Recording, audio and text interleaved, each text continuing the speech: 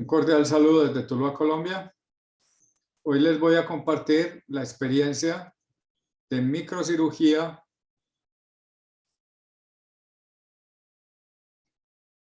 en el tratamiento de heridas complejas.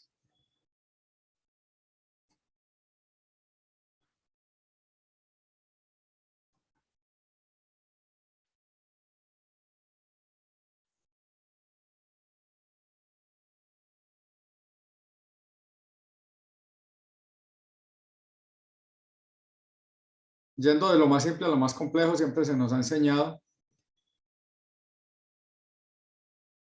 un abordaje graduado de acuerdo a la complejidad para el tratamiento de las heridas. De tal manera que para una herida simple, un tratamiento simple; para una herida compleja, un tratamiento mucho más complejo. Generalmente esto va en una decisión que se va tomando tras otra, una vez que se agota un paso o el otro. Estamos ubicados en Tuluá, en la espina dorsal de Sudamérica,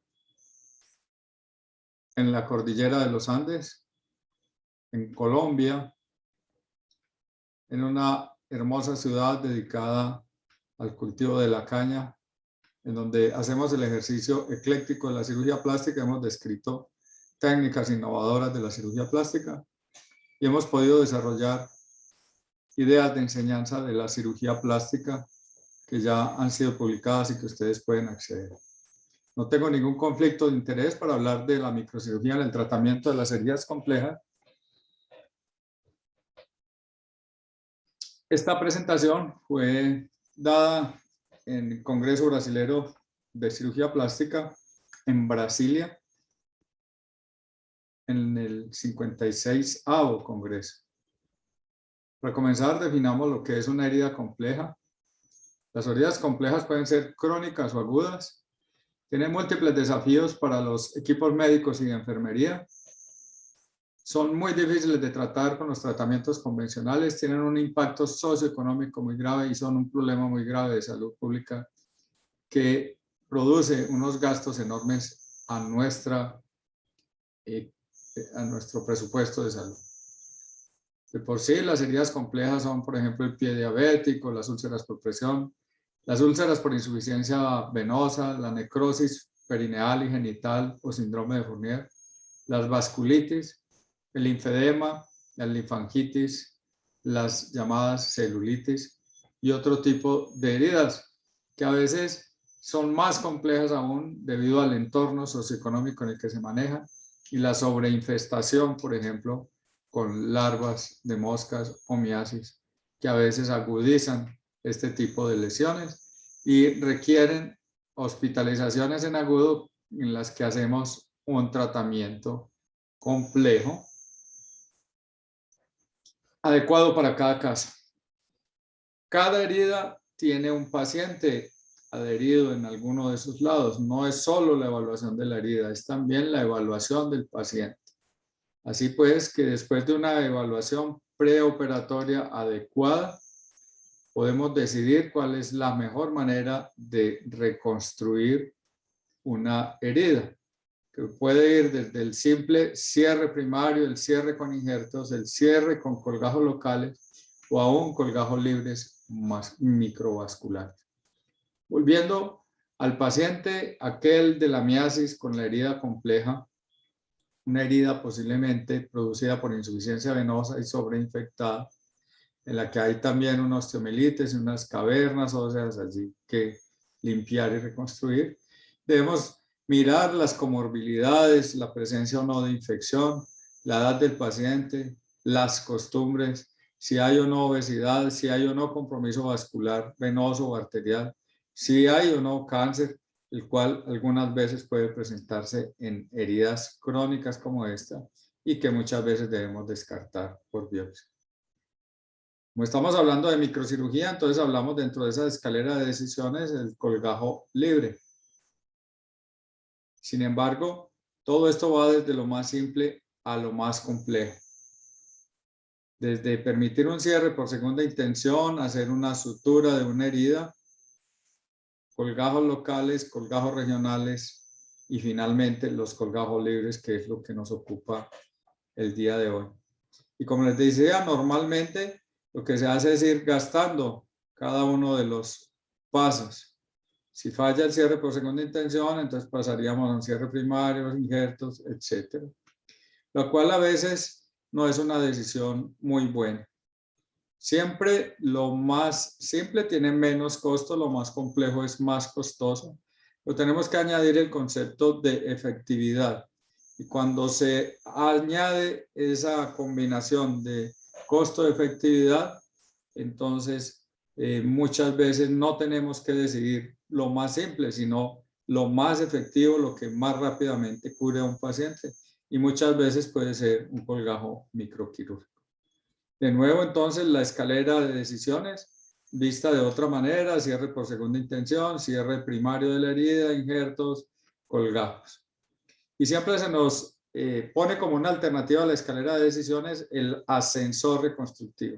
Es decir, aquel que no para necesariamente en cada una de las etapas, sino que puede directamente ascender al nivel que se necesite para tratar la herida. Nuestro paciente que hemos descrito ya tantas veces, entonces, después de hacerle un debridamiento de toda esa herida compleja sobreinfectada con la miasis, le hacemos un trasplante microvascular de un colgajo muscular con una isla de piel que tomamos de la espalda para rellenar todas estas cavidades óseas y todo ese espacio infectado, sucio, después de producir un debridamiento.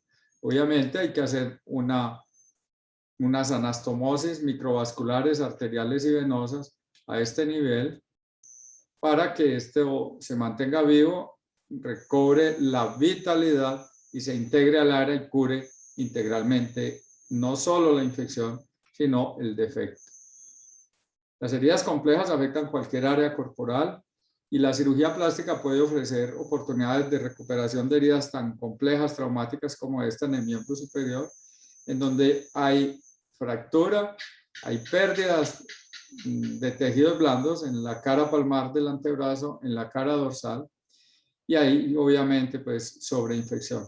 Acudimos entonces a colgajos libres microvasculares de la espalda y del muslo para hacer una reconstrucción microquirúrgica con 2 colgajos libres por el dorso, por la palma del antebrazo y poder tener una recuperación funcional que permite la función de la mano, que permite la extensión de la muñeca y que permite la pronosupinación en un antebrazo severamente lesionado con una herida compleja del miembro superior. Miren cómo se logra un grado de recuperación funcional en estos casos. Pero podríamos ir aún más allá que el concepto del escalera, del ascensor reconstructivo e ir al globo, es decir, podemos ir un piso más arriba, podemos ir más allá de la azotea de esta escalera o de este edificio y no quedarnos en los colgajos libres, porque ya hay opciones más avanzadas que los propios colgajos libres. Por ejemplo, un colgajo libre a distancia. Esta paciente ya en otra institución le habían hecho una exploración vascular para revascularizar esta extremidad que tuvo una fractura expuesta 3C, y necrosis ósea, necrosis de tejidos. Ya habían tomado la vena safena de la otra extremidad y es obvio que en esta extremidad, en esta pierna, no hay unos vasos receptores adecuados para hacer este nivel de nuestra escalera de decisiones. Así que haciendo la metáfora del globo, yendo más allá del último piso de esta escalera, podríamos planear, ¿por qué no?, un colgajo libre adherido a este pie que podamos cruzar acá. En realidad eso fue lo que pensamos. Ya habíamos gastado la safena aquí o la habían gastado, entonces vamos a ir al pedículo tibial posterior, a donde vamos a trasplantar un montón de tejidos bien vascularizados, esta vez un colgajo de dorsal ancho de la espalda, que vamos a poner directamente sobre la zona afectada y la nutrición la vamos a traer por este otro pie. Este tutor está uniendo las dos extremidades mientras ocurre una integración y una autonomización de este colgajo en este sitio. Finalmente tenemos la cobertura y una funcionalidad que ya se adivina bastante satisfactoria para esta paciente, que seguramente podrá mejorar con unos procedimientos secundarios de transferencias tendinosas para el pie caído, etcétera, pero que ha curado completamente la infección y que ha aportado tejidos para esta reconstrucción. Se ha evaluado también, o se ha dicho que la escalera de decisiones podría tener otras alternativas, no necesariamente monodireccional y en niveles de complejidad, sino una dirección como en una rosa de los vientos, en un compás, en una brújula, que puede tomar hacia el oriente, hacia el occidente, de acuerdo a lo que necesitemos. Entonces el norte sería esa escalera de complejidad, el este, el oriente, los factores personales de cada caso, el sur, los riesgos del paciente y el oeste, el problema anatómico. Haciendo entonces la semblanza de esto publicado en el Plastic del 2016, Global Open, esta paciente, miremos entonces en esa escalera qué cosas. Hay un factor de riesgo importante, que la paciente no admite transfusiones. Es una paciente que tiene cierta edad, diabética, tiene antecedente de cáncer, esta es una resección de cáncer, está tremendamente desnutrida, una paciente que pesa 34 kilogramos después de haber resecado esta lesión. Es un problema anatómico bastante complejo para poder reparar la vía aéreo-digestiva, la órbita, la cobertura externa de la cara. Y es un procedimiento bastante complejo en el que podría llegar hasta considerarse la necesidad de un alotrasplante, como en realidad lo llegamos a pensar. Este es el modelo que ella necesitaría. Si este fuera un paciente adecuado donante, pues se le podría trasplantar en unos vasos carotídeos toda esta cantidad compleja de tejidos y nervios que le permitieran recuperar su función.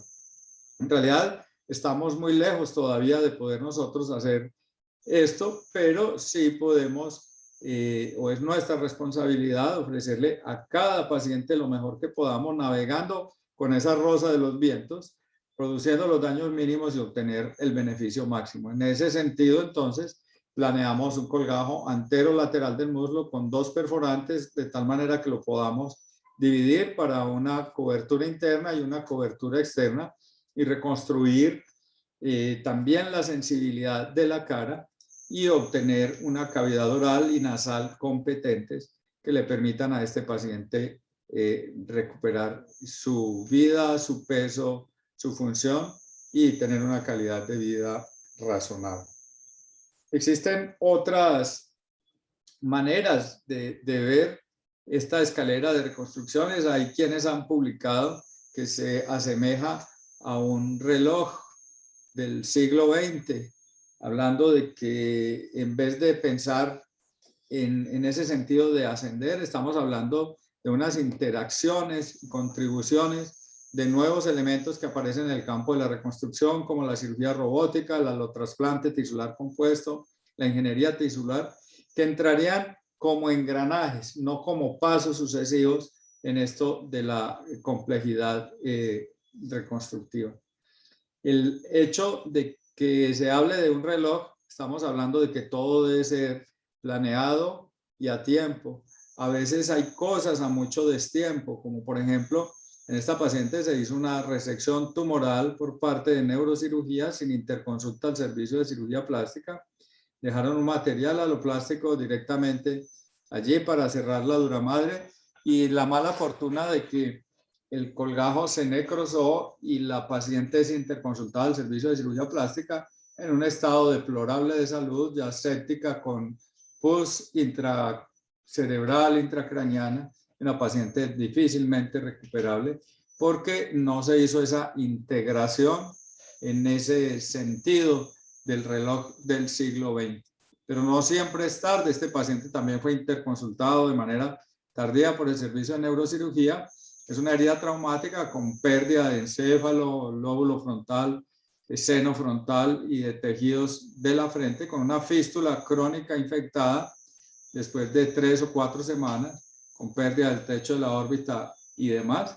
al que se le planea una reconstrucción muy compleja con un colgajo de la arteria circunfleja ilíaca profunda, en el que se planea llevar un pedazo muy grande de hueso ilíaco, que va a llevar también músculo ilíaco y que va a llevar piel del abdomen y músculos del abdomen, de la pared abdominal, para rellenar una grandísima cavidad muy bien vascularizado por los vasos temporales superficiales, que permite no solo la reconstrucción ósea, sino también la obliteración de esa cavidad encefálica, sellándola completamente y curando la infección, para que este paciente pueda tener una recuperación integral, no solo desde el punto de vista de la apariencia, sino también funcional. En el reloj reconstructivo es muy importante el planeamiento, como este paciente que he visto por el servicio de dermatología, que tiene unas lesiones de dermatofibrosarcoma. Esas lesiones tienen siembras muy alejadas del sitio clínicamente visible, y por eso entonces los dermatólogos tomaron muestras múltiples en la periferia a 5 centímetros de la lesión para determinar si existía la posibilidad de que todos estos márgenes fueran libres. Y miren cómo fue necesario en esta zona superciliar de ampliar las resecciones, puesto que resultaron algunas muestras positivas a este nivel, de tal manera que el paciente, aún antes de resecar, ya sabíamos que íbamos a ir con unos bordes libres y podíamos planear una cirugía lo suficientemente amplia, como un colgajo de dorsal ancho con muy poco músculo, que nos permitiría cubrir de manera rápida, inmediata, durante la cirugía, con un pedículo a los vasos temporales superficiales, esa gran zona. Ya el resultado se ve bastante agradable. Esto tocaría ya convertirlo a los principios de las unidades estéticas, para lo que utilizamos expansores de cuero cabelludo, de tal manera que esta piel pilosa la podamos avanzar hasta una línea de implantación del cabello, podamos modificar un poco la posición de las cejas y tener un resultado final que es bastante bueno y oncológicamente curativo para este paciente. Se ha usado mucho la semejanza o la metáfora de los triángulos y de las pirámides para los símiles del manejo o tratamiento de las heridas. Así que este triángulo reconstructivo, se ha hablado entonces que puede hacerse la reconstrucción con expansión de tejidos, con colgados o con microcirugía, de acuerdo a esta descripción de Mates y Nahai en su famoso libro. También se ha mencionado en este artículo de Teixeira de que existe un triángulo en el que la forma y la función y la seguridad interactúan de acuerdo a la interacción, a la evaluación preoperatoria del paciente, para determinar entonces lo mismo, si se cubre con injertos, con colgajos o con colgajos libres. Un ejemplo más, un paciente con una avulsión muy severa del dorso del antebrazo de la mano, con pérdida tendinosa, exposición ósea, en el que obviamente no solo pensamos en cubrir y en mantener la forma, sino también en mantener la función, y por eso entonces hacemos estos injertos tendinosos que van a estar adheridos firmemente a cada uno de los mecanismos extensores de los dedos, y que van a ser cubiertos con un colgajo anterolateral del muslo que nos va a permitir recuperar la función de esa mano. Es una mano que va a ser completamente funcional, además de tener una recuperación de la forma. Esta es una descripción del famoso cirujano Fu Chang-wei con el doctor Deng de Taiwán, hablando de que esa pirámide pues tiene que ser basada en la calidad de vida, tener una eficacia cronológica y que debe tener una accesibilidad y posibilidad de tratamiento también repetitivo y en el largo plazo.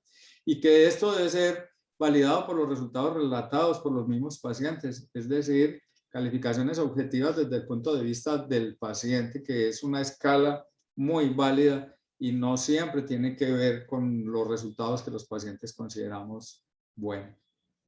Mientras menos días tengamos los pacientes con heridas, pues mucho mejor. Paradójicamente, las casas comerciales que hacen estas campañas de menos días con heridas son casas que ofrecen materiales de curación que a veces si no son empleados adecuadamente, pues nos van a prolongar más el tiempo operatorio.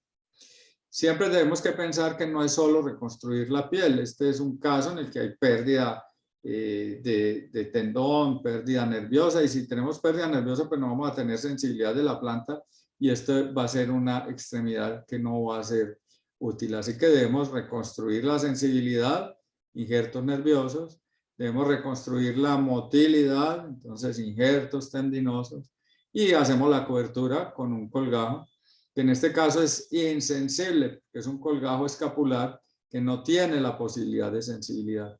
Así que tenemos que pensar en reconstruir esto con una piel similar a la piel plantar, que no se ulcere y que tenga sensibilidad.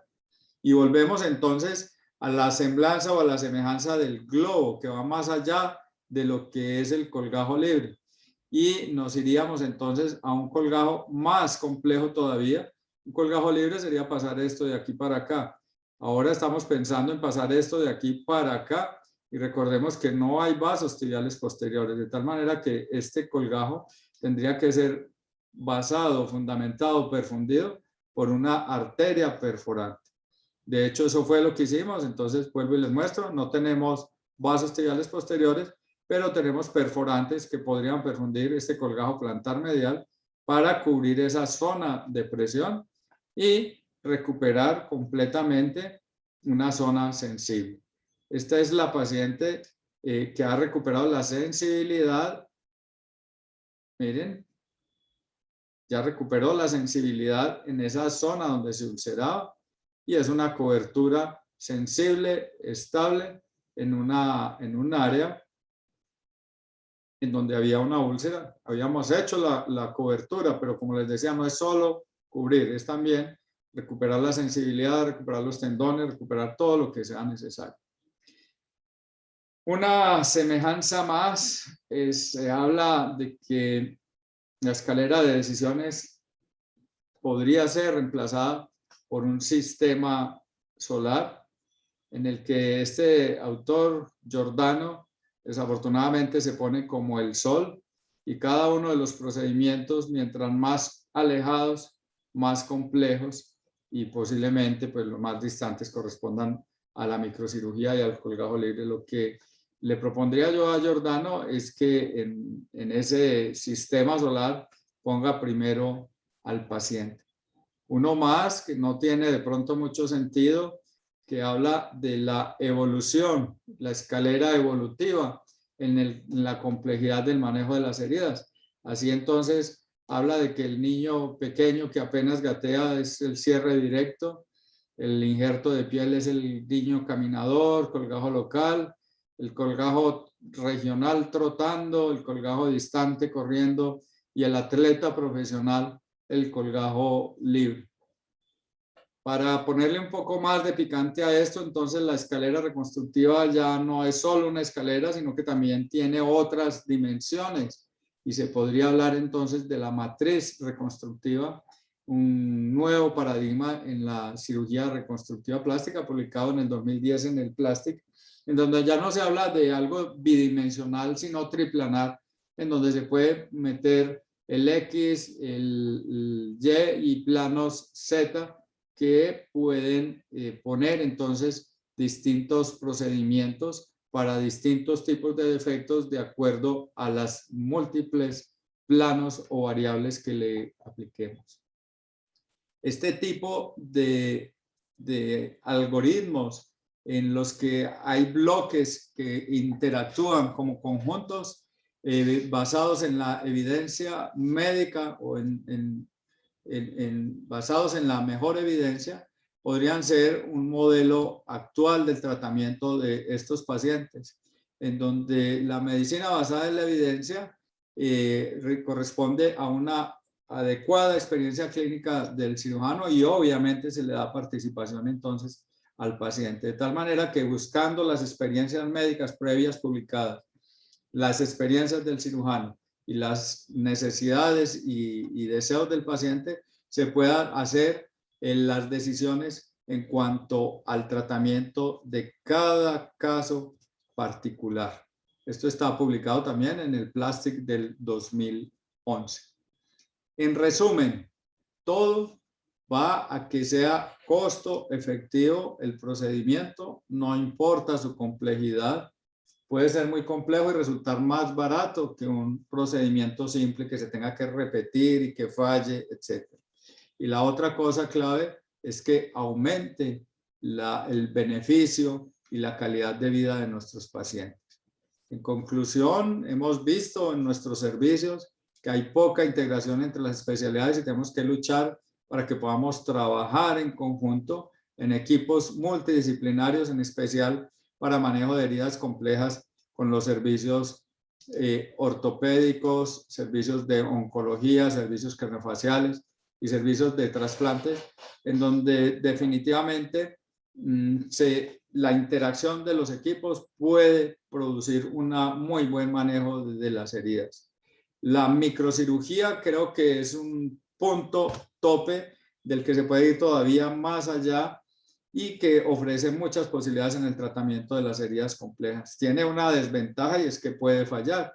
Este paciente le han realizado ya previamente un colgajo libre para reconstruir esta fractura expuesta de la tibia, porque se atiene a la ley del todo nada, es decir, un colgajo libre cuando va a fallar generalmente falla todo. ¿Y qué hacer? ¿Qué hacer en un caso tan complejo como este? ¿Amputar o todavía recurrir a alguna otra posibilidad? Bueno, en este caso, pues recurrimos a un nuevo plan quirúrgico que es utilizar el peroné contralateral con piel y lo vamos a poner allí como un colgajo cruzado. Es una cirugía bastante compleja, utilizamos un pedículo proximal, el peroné con su isla de piel y lo vamos a poner sobre el sitio de fractura, utilizando una extensión para ese tutor para tener allí fijado como si fuera un crucifijo.